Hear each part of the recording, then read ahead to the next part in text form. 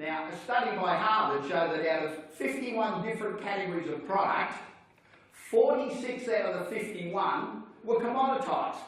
That means people bought based on price because those 46 categories of companies sold based on price.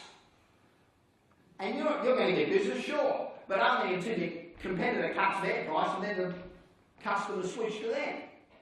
Let's have a look at liquor stores. There's the outside of 2 liquor stores. I can't see any reason why I should pick one over the other, can you?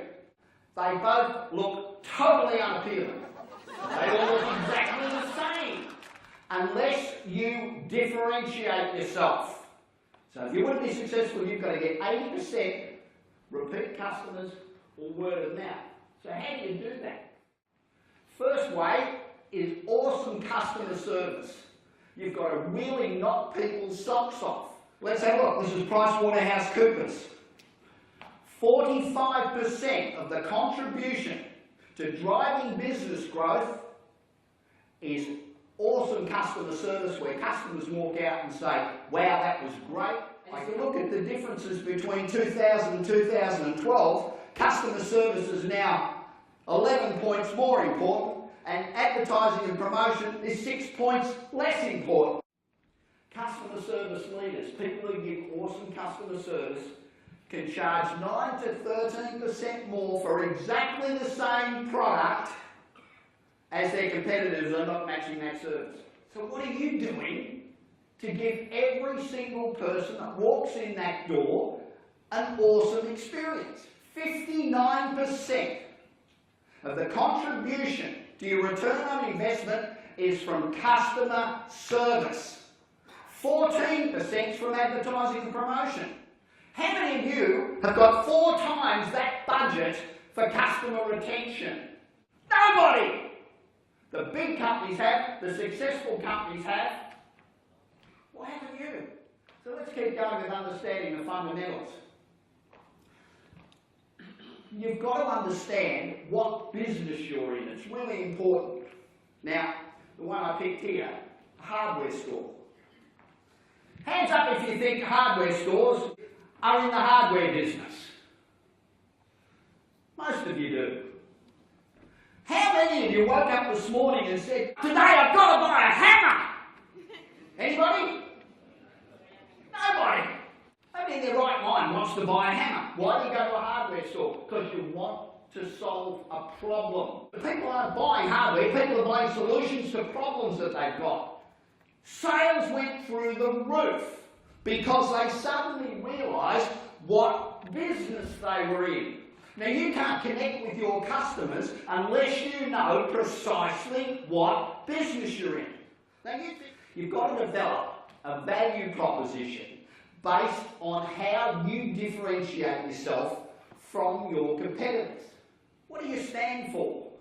My son goes to university in Washington, DC, and his classmates, his peers, they buy off people that are giving something back. They buy off people that share their values.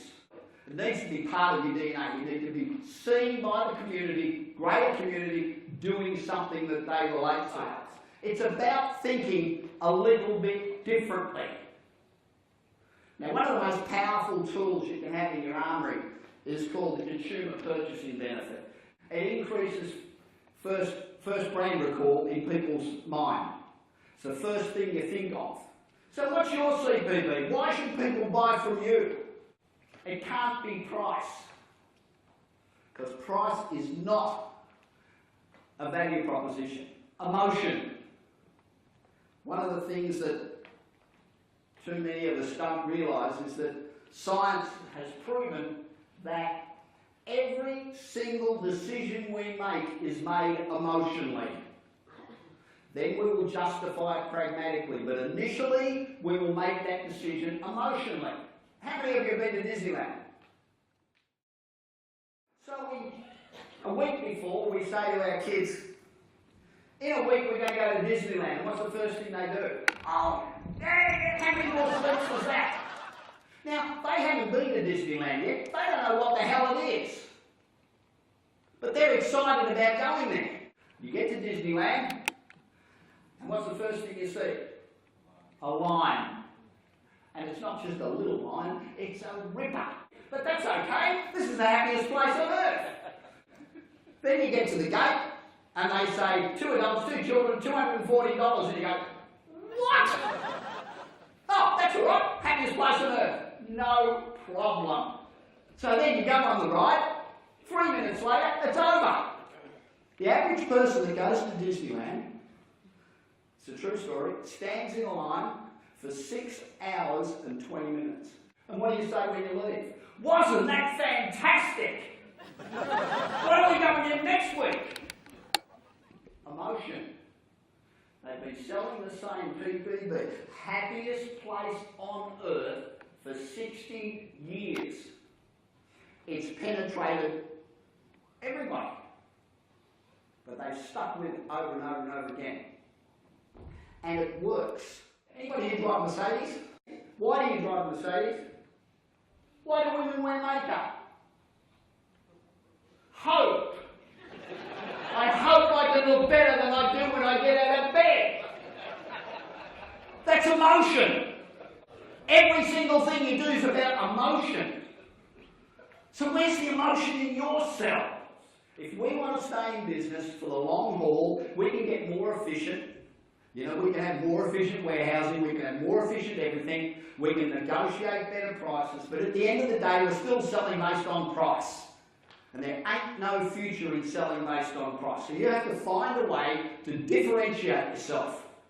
Now that is, as a company, you need to differentiate yourself, and your own stores. If you're in a town with 5 competitors, and 2 of them are big guys and aren't going away anytime soon, you need to find a way to be closer to the community, to develop some affinity with the community where they want to support you rather than supporting the big guys.